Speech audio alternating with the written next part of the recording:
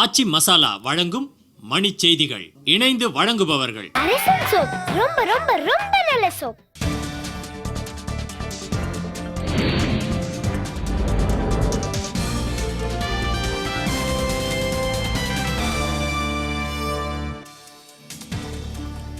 கருப்பு பணத்தை பதுக்கி வைத்துள்ளவர்களின் பெயர்களை உடனடியாக வெளியிட நடுவண் அரசுக்கு அத்வானி மீண்டும் கோரிக்கை. தெலுங்கானா விவகாரத்திற்கு நடுவண் அரசு விரைவில் தீர்வு காணும் என ஆந்திர காங்கிரஸ் தலைவர் சத்யநாராயணா தகவல்.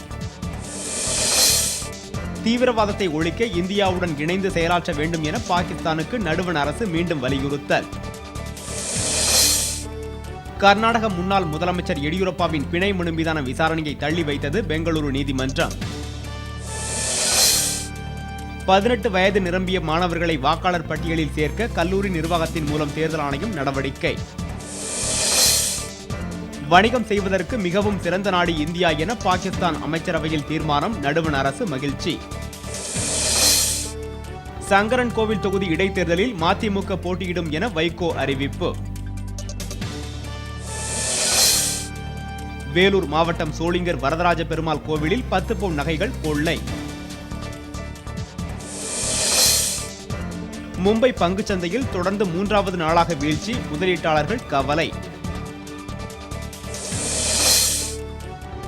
ஹஜ் பயணத்திற்காக மெக்காவில் குவிந்துள்ள லட்சக்கணக்கான இஸ்லாமியர்களின் பாதுகாப்பிற்காக சவுதி அரசு ஏற்பாடு.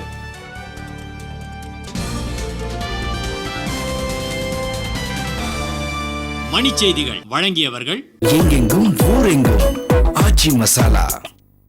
இணைந்து வழங்கியவர்கள் அரசன் சோப். ரொம்ப ரொம்ப ரொம்ப நல்ல சோப்.